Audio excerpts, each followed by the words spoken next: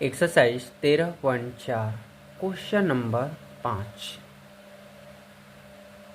20 centimetre ऊंचाई और शीर्ष कोण 60 डिग्री वाले एक शंकु। एक चीज बनाने से पहले हम कहेंगे इतना क्वेश्चन पढ़िए, इतना कि वो दिमाग में फिर हलचल कर दें कि क्वेश्चन क्या क्या दिया है और क्या कह रहा है निकालने के लिए।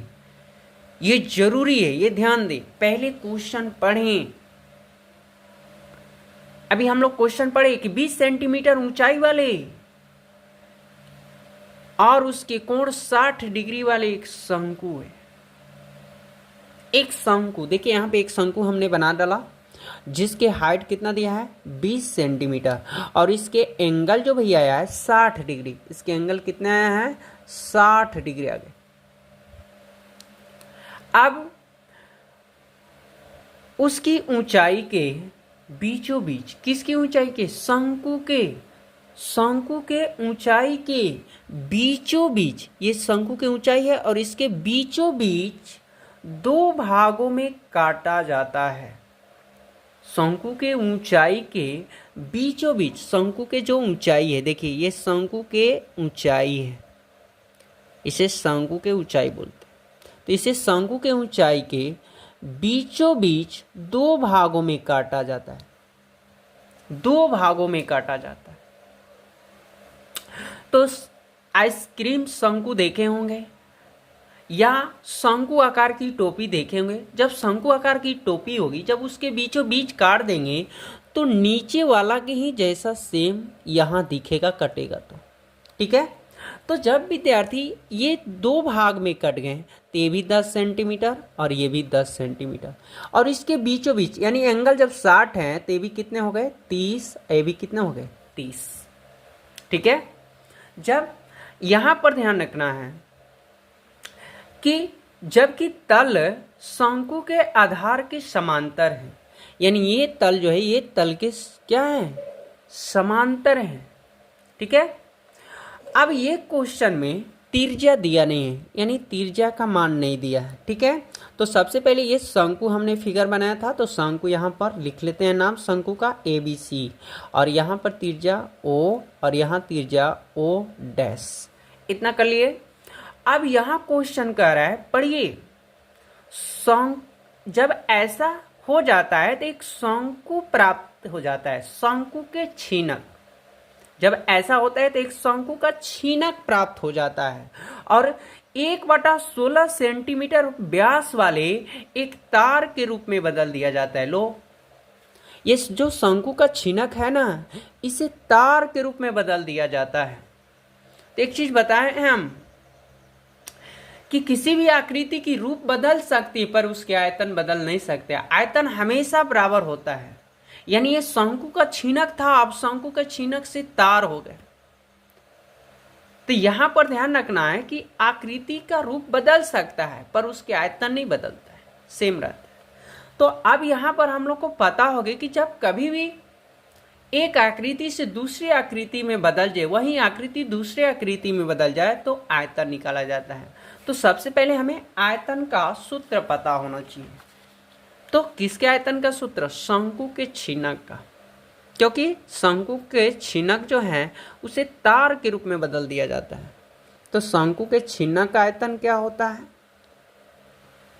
तो शंकु के छीनक का जो आयतन होता है 1/3 पाई h into R1 square plus R2 square plus R1 into R2।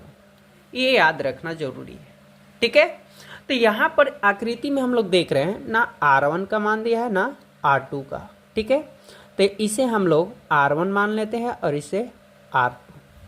ठीक है। तो सबसे पहले हमें R1 और R भागों में काटा गया है बीचों बीच, तो इसके देखिए नाम रखते हैं D और E हो गए और यहाँ पे त्रिज्या वैल्यू O डैश। ठीक है। तो सबसे पहले यहाँ पर देखिए बड़ा समकोण दिख रहा है और एक छोटा। ठीक है। तो सबसे पहले हम लोग इसके R1 और R2 ज्ञात करेंगे। तो देखिए यहां पर एक समकोण त्रिभुज बनाएंगे। अब यहां पे A हो गए, यहां D और यहां O डैश। इसकी हाइट 10 सेंटीमीटर, और ये ओ डैश जो डी है ये एक तिरछिया है। तो त्रिकोणमिति में हम लोग बनाए होंगे, इसकी एंगल 30 डिग्री और ये समकोण। तो समकोण के सामने वाले जो भुजा होती है वो कर्ण होती है, और यहाँ एंगल का मान दिया है तो इसके सामने वाले भुजा जो होगी लंब होगी, और बचा जो शेष आधार। अब हमें ज्ञात करना है त्रिज्या। तो त्रिकोणमिति में एक ट्रिक हम बता रहे हैं, जो tan थीटा बराबर होता है सूत्र sin theta by cos theta, और cos थीटा बराबर cos theta by tan theta, और sin थीटा बराबर sin थीटा बटा में tan थीटा। अब यहाँ पर देखिए, इसे हम लोग tan, और ये हो गए भैया sin, और ये हो गए cos। अब इन तीनों पर हम लोग सजा के देखेंगे कि आखिर कौन से मान का हिस्सा सही हो रहा है। तो साइन का यहाँ देखिए पहले सजाते हैं, तो sine theta O dash D by tan theta A D. तो देखिए ओ डैश का भी मान खाली है ए डी, तो यहाँ पर ध्यान देना कि दोनों में से एक का मान दिया हो तभी निकलेगा, और उसी का मान खाली होना चाहिए जो हमें क्वेश्चन पूछ रहा है। तो यहाँ दोनों में से खाली है तो ये नहीं निकलेगा। कॉस का देखिए, कॉस का मान ओ डैश ए, tan का मान ए डी, तो ओ डैश का मान 10, और ए डी जो है यहाँ तिर्यक ऊंचाई है। हमारा तिर्यक ऊंचाई क्वेश्चन में शंकु का आयतन नहीं आ रहा है बेटा, तिर्य्या आ रही है, इसलिए ये भी निकलने वाला नहीं है। अब tan की वैल्यू देखिए साइन ओ डैश डी, और कॉस की वैल्यू ओ डैश ए। तो देखिए ये हो गई तिर्य्या जो है R2, और यहाँ ओ डैश ए जो है 10। देखिए यहाँ पर ये निकल रहा है, इसलिए tan का मान जो हम लोग लेंगे 30 डिग्री। यहाँ पर समझ गए होंगे। तो चलिए त्रिभुज का नाम लिखते हैं ए ओ डैश डी, मेन कोण को बीच में, ये ध्यान रखना। अब यहाँ पर tan 30 डिग्री ले लेते हैं, तो यहाँ पर tan 30 डिग्री, एंड tan जो हिंदी में भी हम लोग याद करते हैं tan बराबर लंब बटा आधार। तो यहाँ पर लंब की वैल्यू जो हो गई ओ डैश डी, और आधार की वैल्यू ओ डैश ए। ठीक है। अब यहाँ पर tan 30 डिग्री का मान 1/√3, और ओ डैश डी का वैल्यू R2, और इसकी वैल्यू 10। अब यहाँ पे देखिए क्रॉस मल्टीप्लाई, 3 2 छिपा है, कहाँ चल जाएंगे बाटा में। तो देखिए यहाँ पे R2 की वैल्यू आ चुका है। तो जस्ट इसी तरह सेम R1 का भी मान ज्ञात करेंगे। थोड़ा सा ध्यान रखना, समय कितना भी लगे पहले हमें समझना जरूरी है। ठीक है, तो कॉन्सेप्ट को समझें हम लोग। तो यहाँ पे एक समकोण त्रिभुज, एक और आकृति हम लोग बनाएंगे जिसमें R1 ज्ञात करना है। तो यहाँ पर नाम है ए बी, और इसका नाम हम लोग रखते हैं ओ। ठीक है, ओ रख लिए। अब देखिए R1 ज्ञात करना है, इसकी भी वैल्यू 10 सेंटीमीटर हाइट है। तो जैसे ये पहला बना सेम इसी तरह बनेगा, स्वयं इसी तरह बनेगा। समझ लेना इस रूप से, ये ट्रिक जो है, ये ट्रिक जो है। ठीक है, तो यहाँ पर भी त्रिभुज लिखेंगे ए ओ बी में। ठीक है, यहाँ भी लिख लेंगे। अब यहाँ पर क्या करना है हम लोग को, tan 30 डिग्री यहाँ भी निकालेंगे, तनी लंब ओ बी, और आधार हो गए ओ ए।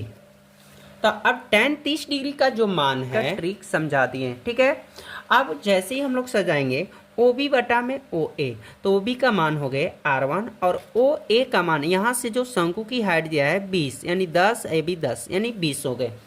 अब यहाँ पे वैसे ही कर लेंगे हम लोग, क्योंकि 20 क्यों आ रहा है, क्योंकि दिया है शंकु की ऊंचाई 20 सेंटीमीटर। तो यहाँ पे ऊंचाई की वैल्यू जो है ओ ए है। ठीक है, तो यहाँ पर लिख सकते हैं ओ ए बराबर 20 सेंटीमीटर, और यहाँ पे ये भी लिख सकते हैं कि ओ और ओ डैश और ओ डैश ए जो है दोनों आपस में बराबर है 10-10 सेंटीमीटर है। ठीक है, चलिए अब यहाँ पे हम लोग का शंकु की जो छिन्नक का जो त्रिज्या है निकल चुका है।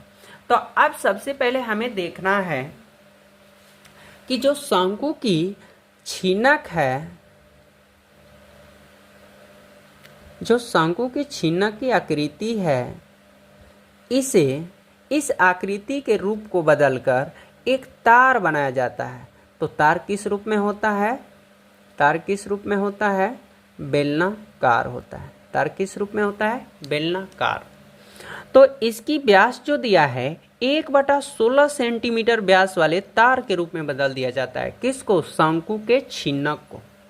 ठीक है, तो अब यहाँ पर हमें ध्यान देना है कि आकृति तो बदल गई पर इसके आयतन बदला नहीं। तो आयतन हमेशा बराबर रहता है। तो हम लोग यहाँ पर लिखेंगे, अब यहाँ पर हम लोग लिखेंगे, तो इसका जो व्यास है तार की 1/16, इसकी व्यास कितना दिया है? 1/16। तो सबसे पहले हम लोग को इसकी त्रिज्या निकालना होगा। ठीक है, तो यहाँ पर देखिए हम त्रिज्या यहाँ निकाल चुके हैं। थोड़ा सा वीडियो लंबा होने के लिए हम पहले से यहाँ निकाल दिए। और यहाँ पर जो कह रहा है क्वेश्चन, तार की लंबाई ज्ञात करना है। तार की लंबाई, तो यहाँ पर मान लेंगे हम लोग, माना कि तार की लंबाई जो है L है। यहाँ जो तार की लंबाई जो है ऊंचाई के बराबर माना जाएगा। ऊंचाई के क्या माना जाएगा?